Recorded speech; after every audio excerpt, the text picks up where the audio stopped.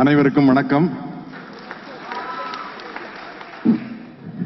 தோழர் சுபவி அவர்கள் என்னோட பேச்சை கேட்கறது காத்திருக்கேன்னு சொன்னாரு. நான் தினம் அவருடைய ஒரு நிமிட செய்தியை படிக்கிறவன், அதை படிச்சு அறிவை வளர்த்துக்கிட்டு இருக்கிறவன். நானும் என்னுடைய நண்பர் மணிவண்ணனும் சேர்ந்து நடிச்ச அமைதிப்படை படத்துல ஒரு வசனம் வரும்.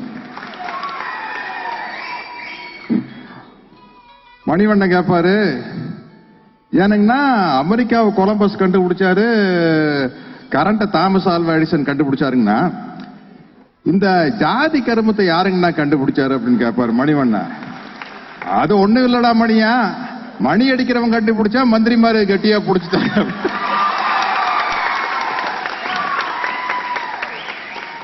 அப்போ இந்த ஜாதி கருமத்தை ஒழிச்சோம்னா எல்லாம் சரியா போயிருங்களா அப்படி மாதிரி மணிவண்ணன். எல்லாம் சரியா போயிரு, நான் நீ இந்த சோத்துக்கு சிங்கி அடிக்கணும் அப்படின்னு. ஏனுங்கண்ணா, நமக்கு இந்த பொழப்பு தவிர வேற ஏதாச்சும் பொழப்பு தெரியுமா? தெரியாதுங்கண்ணா. அப்ப போய் ஜாதி கலவரத்தை உண்டாக்கு போ அப்படின்னு சொல்லி அனுப்பிவிடுவேன்.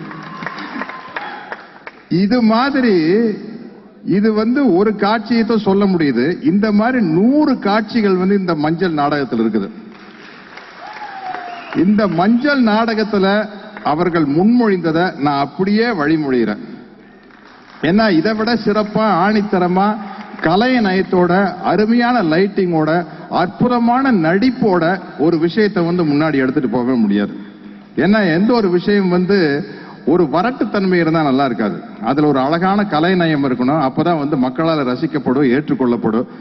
அதை செய்த தோழர் சரவணன் அவர்களுக்கும், தோழர் ஜெயராணி அவர்களுக்கும், தோழர் பாரதி செல்வா அவர்களுக்கும், உறுதுணையாய் நின்ற அன்பு தம்பி தோழர் பா ரஞ்சித் அவர்களுக்கும் என்னுடைய நன்றியை தெரிவிச்சுக்கிறேன். நான் ஒரே ஒரு படம் தான் டைரக்ட் பண்ணேன், வில்லாதி வில்லன் அப்படின்னு ஒரு படம். அதுல நானே கதாநாயகன், நானே வில்லன், நானே காமெடியன். அதுல கதாநாயகனுடைய கதாபாத்திரம் அம்பேத்கர் மக்கள் மன்ற தலைவர். ஒரு 25 வருஷத்துக்கு முன்னாடி எல்லாரும் கேட்டாங்க, எதுக்கு சார் அப்படி நடிக்கிறீங்க, எதுக்கு சார் அப்படி நடிக்கிறீங்க, ஒரு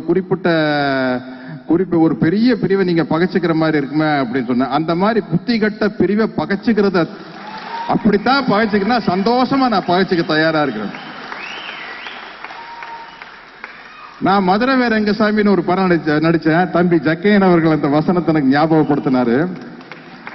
அதுல ஒரு காட்சி வரும். நான் அதுல செருப்பு தைக்கிற தொழிலாளியா நடிச்சிருப்பேன்.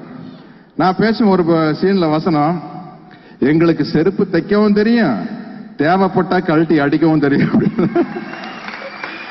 எங்க ஊருக்கு போனப்ப, அண்ணா நீங்க என்னங்க அவசரப்பட்டு அப்படி பேசிட்டீங்க அப்படின்னா, நான் என்ன சொன்னேன், காலையில எந்திரிச்சு பொழப்பெல்லாம் செருப்பு கழட்டி அடிச்சுட்டே இருப்போமா, தேவைப்பட்டால் அந்த தேவைய உருவாக்குறதா இல்லையா நீதான் முடிவு பண்ணணும்.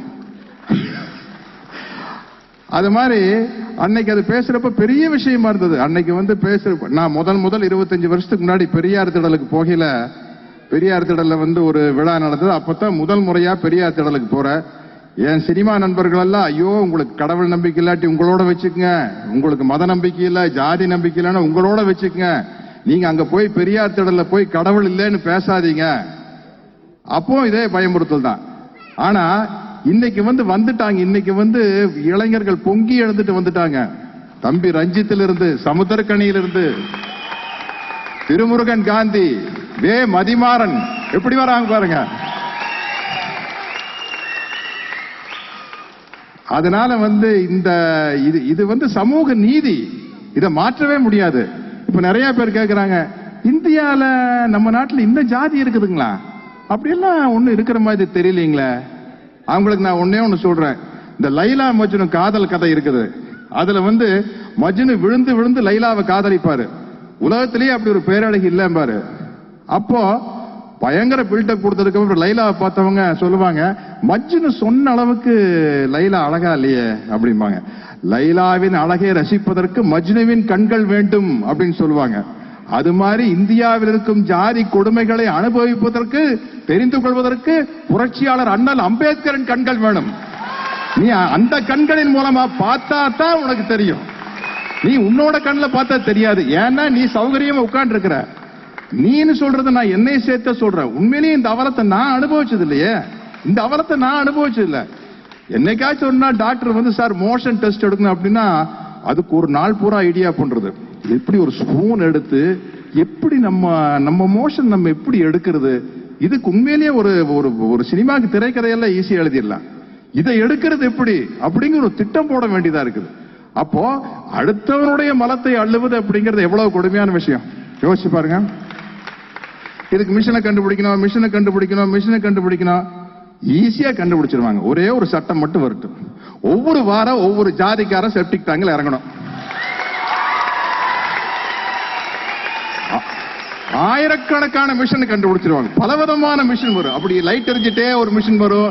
இப்ப இந்த சினிமால நம்ம ரஞ்சித் சார் ஹெலிகேம் எல்லாம் வச்சு எடுக்கிற பாருங்க, அந்த மாதிரி ஹெலிகேம் மாதிரி ஒண்ணு அப்படியே பறந்துட்டு உள்ள போய் லபக்கு நழிட்டு வந்துடும். அப்படியெல்லாம் வந்துடும். அந்த ஒரே ஒரு சட்டம் மட்டும் வந்துட்டு போதுங்களேன், வேற ஒண்ணுமே வேண்டாம். இப்ப நிறைய சேட்டலைட் அனுப்புறாங்க. என்ன சேட்டலைட் அனுப்புறாங்கன்னா, இந்த வேற கிரகத்துல, இந்த செவ்வாய் கிரகத்துல, வியாழன் கிரகத்துல எல்லாம் தண்ணி இருக்குன்னு சொல்றாங்க. அங்க உயிரினம் வாழ முடியும் போல இருக்கு. எதிர்காலத்துல மனுஷனும் கூட போய் செவ்வாய் கிரகத்துல, வியாழன் கிரகத்துல எல்லாம் வாழலாமோ அப்படிங்கிறதுக்காக சேட்டலைட் அனுப்பிச்சிட்டு இருக்கிறான்.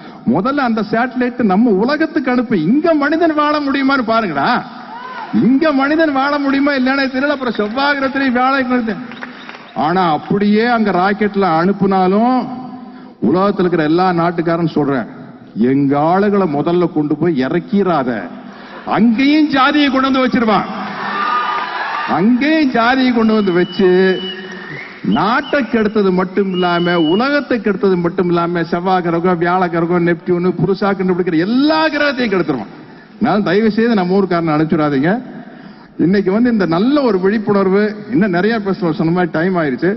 அருமையான நாடகம் சம்பந்தப்பட்ட அவ்வளவு பேருக்கு. ஏன்னா இதுல வெறும் கருத்து மட்டும் இல்ல, எவ்வளவு சஜஸ்டிவா ஒரு விஷயத்த சொல்றாங்க. ஒரு டைரக்ஷன் உத்திங்கிறது அதுதானே. அதாவது ரெண்டு பெரிய தலைமை நிக்குது. இந்த பிளாக் கார்ட்ஸ் மாதிரி இருக்கிறவங்க மட்டும் மாறி மாறி நிக்கிறாங்க. அதாவது ஆட்சி மாறிட்டே இருக்குது. ஆனா அவலம் தீரவில்லை. அவலம் தீரணும்னா அது நம்ம கையில் தான் இருக்குது. ஒன்னா சேர்ந்து எல்லா போராடினா நிச்சயமா இந்த அவலத்தை ஒழிக்க முடியும். இந்த அவலத்தை ஒழிப்பதற்கு எல்லா வகையிலும் நான் உங்களுக்கு உறுதுணையாக இருப்பேன் என்று கூறி விடைபெறுகிறேன். நன்றி, வணக்கம்.